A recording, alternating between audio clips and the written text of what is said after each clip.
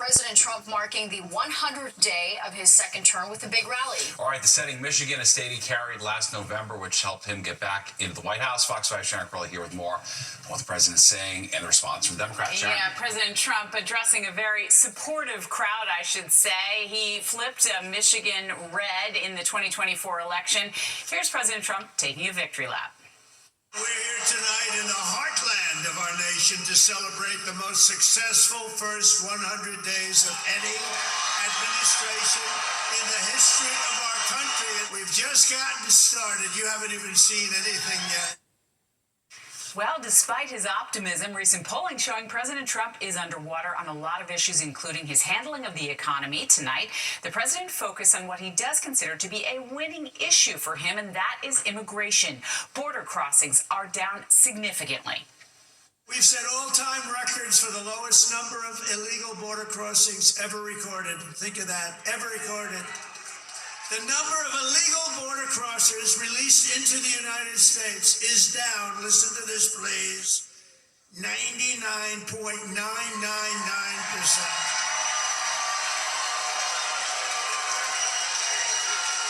Think of that, 99.999. Well, an area proving much more challenging for the Trump administration is tariffs. President Trump is imposing on our U.S. foreign trading partners. Now, the trade war is making Wall Street uneasy. The president says he's working on trade deals, but he hasn't announced any yet. Democrats calling the president's first few months of his second term a disaster. Tariffs are basically a tax on American consumers and businesses. This guy has the lowest approval rating of any president in modern American history inside of 100 days. That's extraordinary. Well, earlier tonight at the White House, the president said he was close to a trade deal with India, and he also signed some executive orders earlier today to ease tariffs on the auto industry. That was welcome news coming to Michigan. Stephen, Natasha. Very well. All right, thanks, Sharon. And new tonight, a federal judge in New Jersey is allowing a lawsuit filed by Mahmoud Khalil to move forward. The recent Columbia grad student and pro-Palestinian activist claims the government is unlawfully detaining him for his political views. Khalil, who's a legal U.S. resident, is being held at a detention center in Louisiana. Earlier this month, an immigration judge ruled that Khalil could be deported as a national security risk, but today's judge says his court still has jurisdiction over that case. Dramatic testimony today in the sex... It's the brazen bodega robbery caught on camera involving thieves impersonating NYPD officers. Officials say that they flashed a gun and even tied a worker up at the shop in Bed-Stuy. Fox 5's Linda Schmidt is here with the very latest. Linda. And you know, this video is wild. You are about to see it all. Now, the bodega workers, they were stunned when this happened. They had no idea what was going on. The suspects looked exactly like cops and then violently robbed the bodega. It was about 8 o'clock Sunday morning. Store surveillance video shows the bodega workers opening up for the day when 4 men in masks stormed the bodega with a gun, wearing NYPD jackets and hats, throwing this worker to the floor before dragging him to another area of the store. They also surprised and assaulted 2 other employees before grabbing cash and a garbage bag full of lottery tickets. Enough is enough. To say that Fernando Mateo is fed up is an understatement. He is the spokesman for the United Bodegas of America. A guy gets stabbed and killed in a bodega a week ago. Another guy gets shot, killed in the bodega a week ago. Another guy tries to kill 2 clerks with a knife a week ago. This week we've had numerous incidents. But this one put the topping on the cake. This was the frosting on the cake. Now they're dressing like cops. It happened at this bodega at Marcus Garvey Boulevard and Willoughby Avenue in Bedford-Stuyvesant, Brooklyn. Now there is yet another push to install panic buttons inside bodegas. Governor Hochul, where's the $5 million you promised us for security? Also alarming is just how easily accessible the NYPD gear is. It can be found online. I just looked on eBay. There's one on sale right now. Mike Alcazar is a retired NYPD detective. The uniform equipment stores are not supposed to sell them unless they're NYPD or corrections. You know, they're supposed to abide by those rules. Who knows if they do? The Bodega Association is offering a $5,000 reward for information leading to the arrest of the fake cop suspects.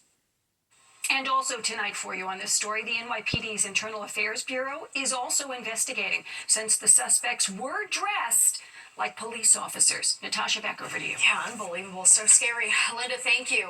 Two patients claim that the popular weight loss drugs Ozempic and Wegovy caused them to lose their vision. They're filing a lawsuit against the drug maker Novo Nordisk, accusing the company of being deceptive and misleading about serious risk factors associated with the drugs. Their attorney says they both developed sudden blindness after taking the drugs. Novo Nordisk manufactures Ozempic and Wegovy, which are widely known as weight loss and diabetes drugs. They haven't disclosed to the FDA, to patients, to doctors, that the drugs can cause NION, which is essentially a stroke in the eye that causes sudden blindness.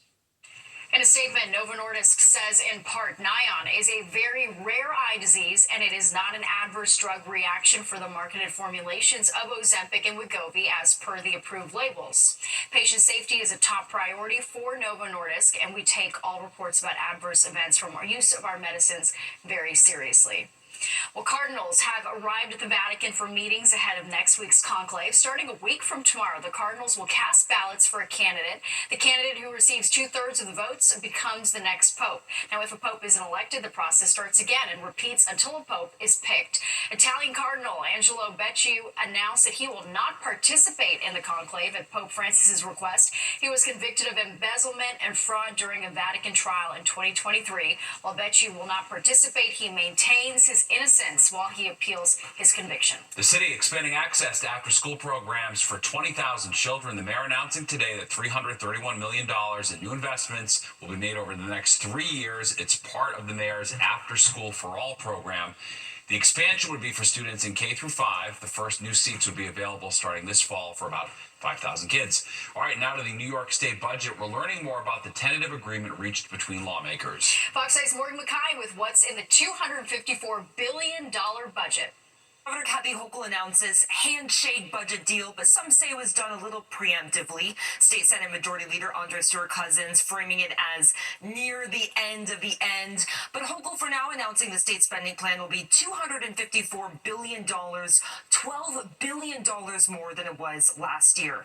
So some top items in the budget this year include a $77 million investment so cops can continue to patrol the subways overnight, a new penalty for those who commit crimes with masks on, inflation refund checks, a new law that would allow for governors and lieutenant governors to run on the same primary ticket together, and an increase to the payroll mobility tax for large New York City employers to fund the MTA's $68 billion capital plan.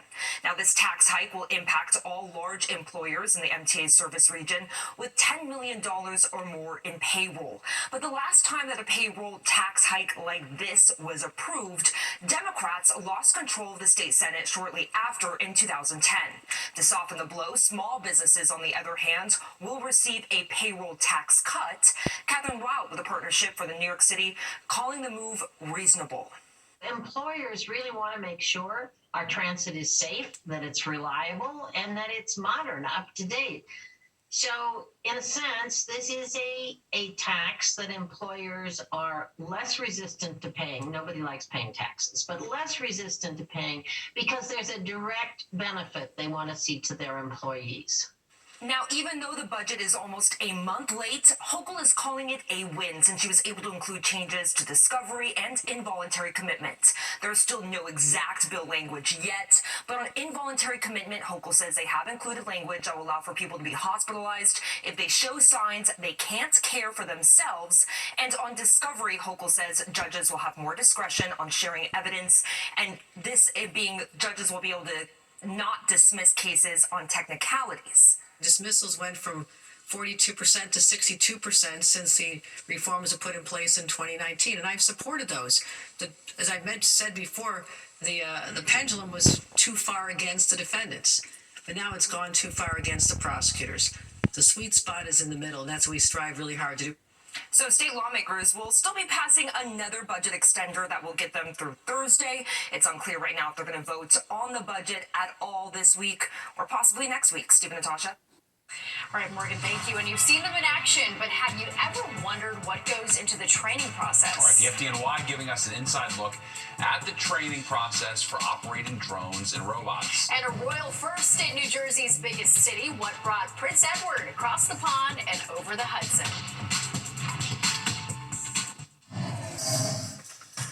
The National Weather Service says there's an elevated risk for the spread of wildfires across most of New Jersey thanks to lower humidity and stronger winds, but conditions are expected to improve tonight. Parts of the state are on high alert following last week's wildfire in Ocean County. It is now at least 75% contained.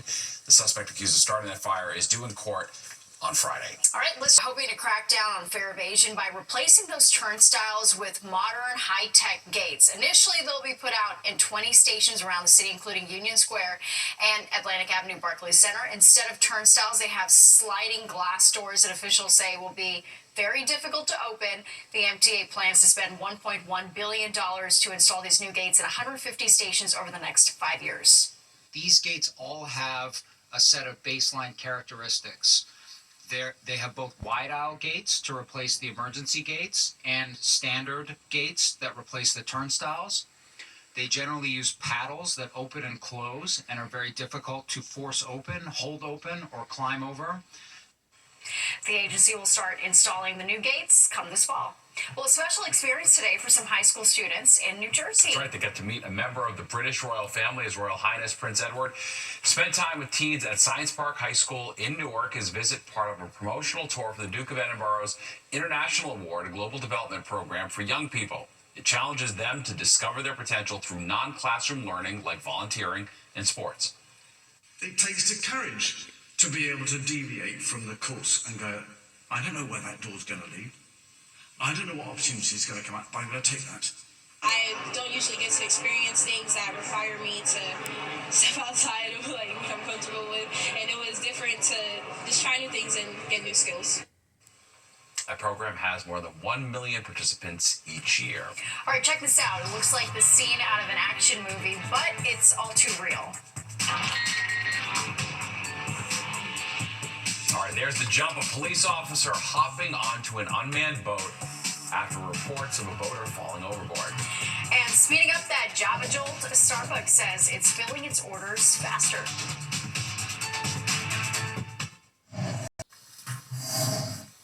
The FDNY helped host a special training at Fort Totten today to teach other law enforcement agencies how to use drones and robots when responding to an emergency. Together, the class focused on protocols for operating drones and robots in confined spaces, collapses, and other emergency situations where multiple departments are on scene at the same time. Training that is happening needs to be coordinated, just in case we need to bring in our agency partners to support an operation that the FDNY is operating at, and that is the purpose of today. The FDNY has been using drones, by the way, since 2014. A plan is brewing to get your coffee faster at Starbucks. The coffee giant is testing out new technology at a dozen locations that shaves 2 minutes off the average wait time for a drink. 3/4 of orders at the test location's busiest times are completed in 4 minutes or less, nearing their goal. While not delaying mobile orders, Starbucks will expand the pilot to more stores as it looks to recapture lost sales. Well, the Knicks keeping their playoff hopes alive tonight. Yeah, fortunately, they fell to the Pistons. We were hoping to close them out, but they now go to Game 6. We're going to check in with fans at the Garden. And this is really one of the best records of this early part of graffiti history. Capturing the story of the city through street art. We're taking you to a new exhibit where it's all on display. Brand new exhibits taking a deep dive into the early years of graffiti here in the city and chronicling the art form that became a global phenomenon. The images captured through the lens of legendary New York photographer Gordon Matta Clark. Fox 9's Jessica Formoso takes us inside for a preview.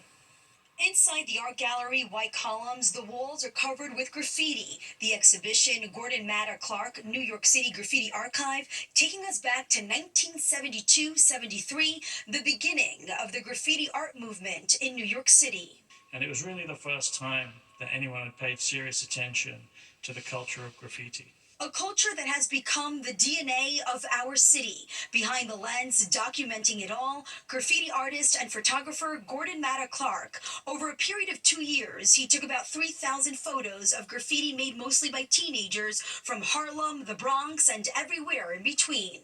Who saw themselves as writers, not as graffiti artists. And it's the beginning of something that, of course, 10 years later in the 1980s would find its way into popular culture. Subway trains at the time were the focus. As a writer himself, Gordon Matta Clark capturing the story of a city through street art. A lot of these photographs are the originals. Until a couple of years ago, these photographs were unknown. So for a lot of these writers, a lot of this work was never documented. It was fleeting. It was just passing by. The MTA would clean the trains. It would disappear. So this is really one of the best records of this early part of graffiti history. Chris Pape, whose artistic name is Freedom, has a lot of appreciation for this exhibit. I dabbled in 74 and 75, and I got to meet a number of these guys. And then in 1979, I went all in and became a graffiti writer. He personally met a lot of the artists whose work is on display. So then if you look at that, that's 1972, and at that time Snake 1 was only doing tags, and then you just switch to this in 1973, and now he's got that exact same pop modern sensibility to his work. This exhibition is free to the public. You can come and enjoy this artwork from now until May 17th in the Meatpacking District. I'm Jessica Formoso, Fox 5 News. That stuff is so cool. It's amazing. High art. I love it. All right, it's more than 10 o'clock news straight ahead. We'll be right back.